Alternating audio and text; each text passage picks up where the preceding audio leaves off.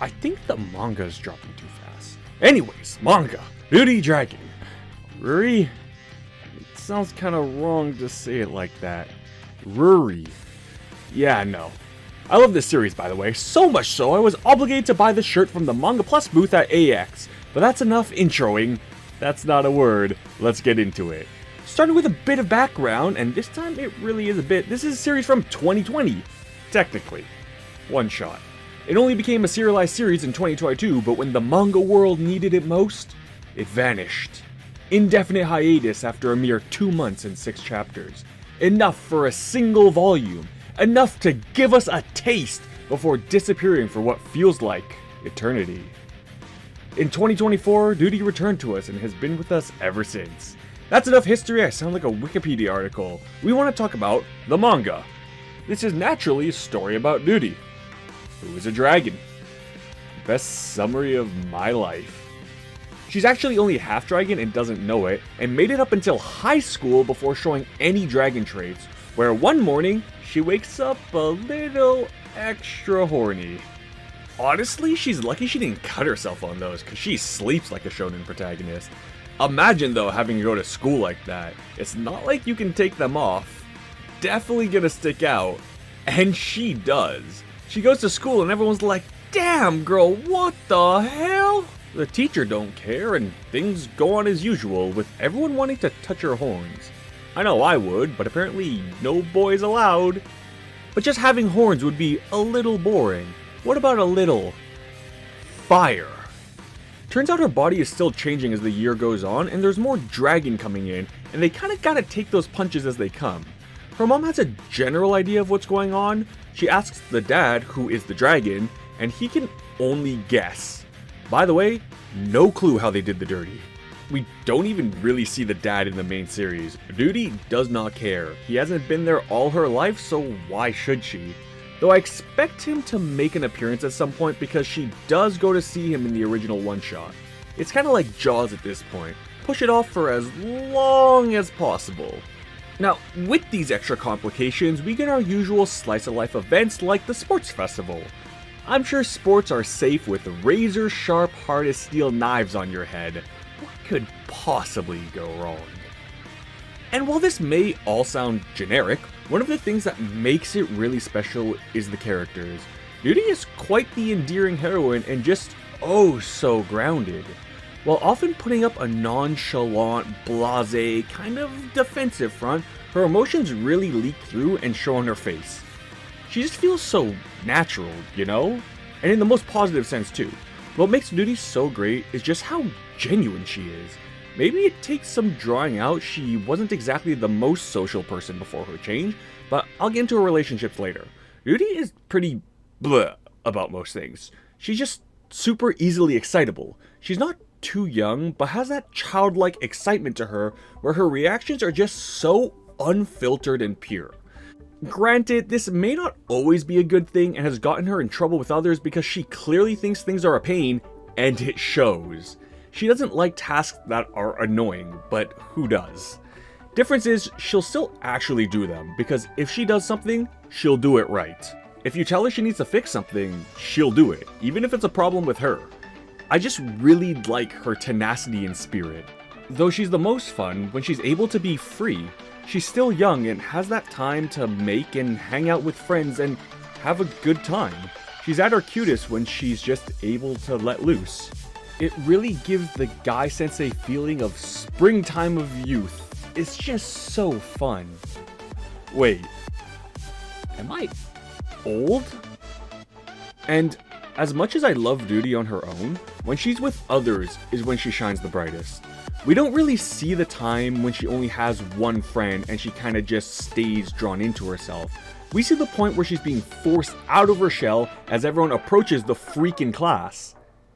Okay, that sounds a bit bad, but everyone is really nice. They just want to take selfies, ask her about her dragon half, and they make her feel included by not just caring about her horns. The series has this continuous theme of accepting those around you even if they're different, and all of Duty's classmates are good people that don't estrange her because she's a demi-human. She gets dragged around to meet new people and really live up that high school life. A lot of this is thanks to one girl who is a big ball of positivity, friendliness, and pure extrovert energy. She invited her to go to Starbucks to hang out, have study sessions, things like that. It's really sweet. And Duty, being Duty, kinda struggles at first to get into it. I think this is the only time we see her without horns. But she eventually warms up, and it's so cute and heartwarming. It's good for you. Good for your soul. So we get to see her make new friends, become more open, and just generally have more fun with life. There's a bit of a sense of fulfillment there. I think a lot of us can relate to that feeling that she could have gone without that, lived her life as it was, but I'm sure some of you out there didn't get to experience that and were happy without it, but we're still curious, you know? What if you're part of that extrovert group that went out to Starbucks after school or hung out at family restaurants? Sure, we're fine without it, but Ruri is really living that dream of spontaneously becoming an extrovert and not somehow dying from it. It's just really sweet that these new relationships don't feel superficially attached to the fact that she's half dragon. They feel pretty genuine. It's not like her existing relationship soured though. Her one friend from before is still the biggest bro imaginable. Thing is, you would think this would put stress on her relationship with her mother, who evidently boned a dragon? Not even like a human-shaped dragon, no. We see his outline, that's a dragon. She must be into some kinky stuff. But that's besides the point. Ruri has a really close relationship with her mom. She's still a high school girl, so her mom still embarrasses the living hell out of her, and she's too embarrassed to show her pictures from school, but her mom doesn't care. She's very much the kind of person who takes things as they come with a smile on her face. I can't imagine the stress she's going through with all these accidents at school while having to work and go ask Dragon Dad if he has a solution. Dude lives on a mountain, by the way, kinda hard to get to. Even through all that, she still has the energy and time to cheer up her daughter, and they do interact a lot. It's really fun when they're together and brings another fresh dynamic to the series because her mom is kind of a shit. She knows how to push Duty's buttons, and while she enjoys screwing with her, she still puts in the time to make sure she's doing okay and knows how to pull up her mood when she needs to. The joy and infectious feeling of fun really comes through strong. It's a really cute mother-daughter dynamic, and I feel it adds a lot to the story and characters. And for a story about someone who's not human, it's still remarkably, well, human. There have definitely been other series that explore this idea. First and foremost coming to mind is Interviews with Monster Girls. If you don't know, this series is about demi-humans like vampires, snow woman, Delahans, your typical fantasy creatures, all being real in modern day society, just really rare and more human than creature. We learn about those characters who are high school girls and what makes them unique, and it even tries to explain things with science. These demis, as they like to be called, take solace in knowing that they have each other and open up to people in a similar situation. Other demis with distinct demi-human issues. This is actually pretty different from Ruri. Ruri realizes her own humanity in her different issues, questions of identity, and fears of being seen as different. Through becoming a dragon, she gets a different perspective and learns to grow without fear of those around her. While it did attract attention, she kinda realized nobody really cared and your differences aren't really a big deal. By making her less human physically, it somehow makes her feel much more relatable and human mentally. She is still herself, and while others may not have known her before, they certainly do now and accept her as Ruri. It's a bit unrealistic in that nobody is freaked out or scared of her, but the point of the series is accepting others for who they are, just as Ruri learns to not judge others by appearance and they won't judge her. It really tickles the heart and gives you those warm fuzzies time and time again. It puts a smile on my heart, which translates to a big goofy grin on my face. This is all supported from underneath by a really cute art style. I've been using a lot of images so you can tell, but I am obligated to comment that shit's 11 out of 10. While not flashy, the characters are so expressive and distinct. I love their expressions. They feel so natural and genuine, and it never feels out of place. Ruri specifically has so many unique expressions, and each of them are really cute. Hell, she puts the fern pout to shame.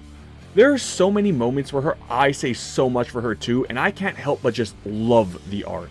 The series has amazing detail on other things too, even more so after the hiatus. I can feel the passion of the mangaka.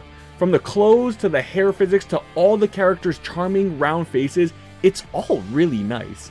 Even the environment has such stunning attention to detail. You ever hear someone yell, "Hey," and you just start looking around because maybe it's at you? Yeah, that's you, buddy. Maybe you've complained about stairs because, ugh, stairs. There you are again. Everything just looks so clean and alive. You can even see how different materials move differently. It's just incredible attention to detail. Obviously, not every panel is like this, but all the random small detail is so cool. Even still, I think my favorite part of it all is simply the art style itself. It really sets the tone for the series, and I think it's cute, charming, and perfect. I mean, there's a certain measure of bias in here. I obviously really like this series. It's just a really good one if you need something incredibly fun and wholesome. While characters and character interaction are the bread and butter, there's just so much that's great about it. Great if you need to practice Japanese reading too. It uses furigana and they use simple Tokyo Japanese. I don't recall seeing a dialect. But yeah, absolutely give this one a shot if you haven't. If you have, what did you think? And as always, I pray for an anime.